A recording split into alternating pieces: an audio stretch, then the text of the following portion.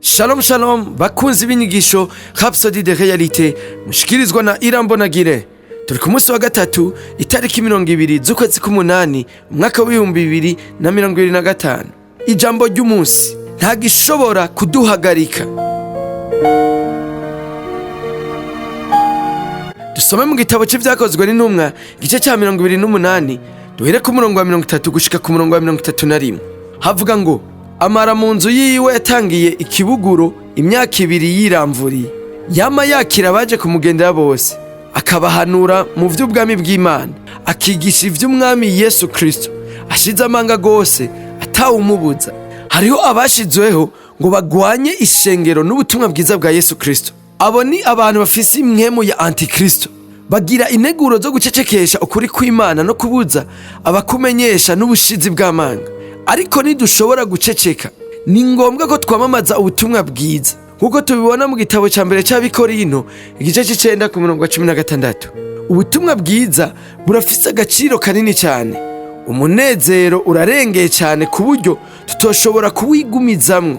Butuma atatandukaniro rigigwa n'uburake bw'umwanzi, ata amategeko akandamiza, iterabwoba, uburyo canke imigambi mibi bishobora kuduhagarika canke guhagarika ukuri.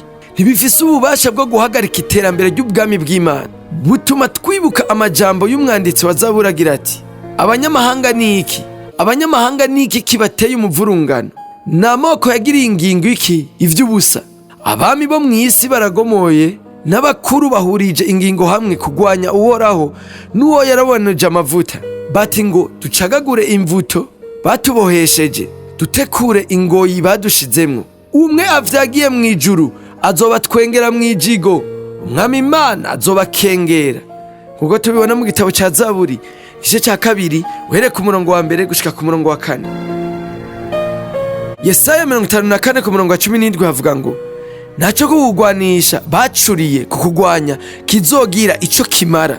Umwami Yesu yavuze muri Matayo 16 ku murongo wa 18 ati, nzokubaka kw'ishengero ryanje kandi amarembo y'ikuzimu ntazorishobora. Ishengero riko rirabandanya rija imbere, kandi nta nguvu ziri ku isi canke ziva mu muriro udahera zishobora kuritsinda. Igihe cyose tuzoba turiko turagwana dufukamye, ntidushobora guhagarikwa. Iyo niyo nzira yacu, inkomezi zacu n'akarusho kacu. Iyo habaye ukugwanywa, ntiduhagarika umutima canke ngo twihebere ubwoba. Biciye mu masengesho turaronka ubwenge buva ku Mana, ugutahura kwimbitse be n'umuti. Turakomezwa n'ububasha bwa mwemu wiwe muri twebwe. Muri iyi minsi y'iherezo, mwamamaza ubutumwa bwiza mudasubira inyuma. Ibuka, uyu mwaka turiko turaheza kwamamaza ubutumwa bwiza mu mahanga yose.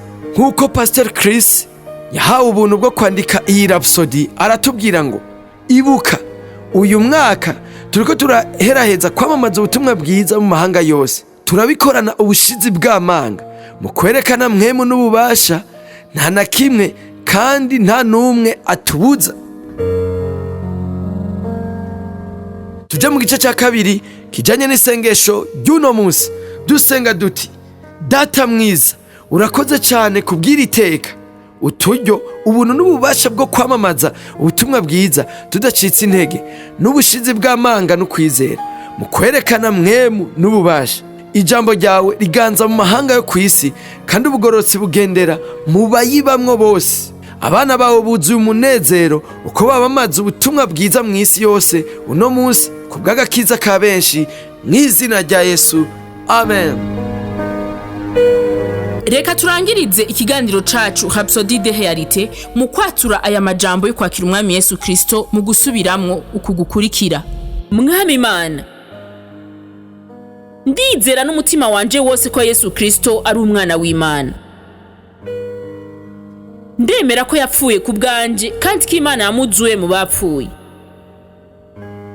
Ndemera ko ari muzima.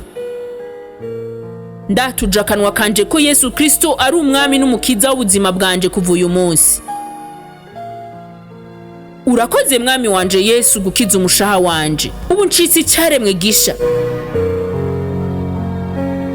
turagukeje ubucitsi icyaremwe gisha hari icubaza kugira ngo ushobore kubandanya ukura mu buzima bw'agakiza, hamagara kuri 61 40 ubusa ubusa 14. Murakoze naho ku munsi w'ejo mugira umunsi mwiza.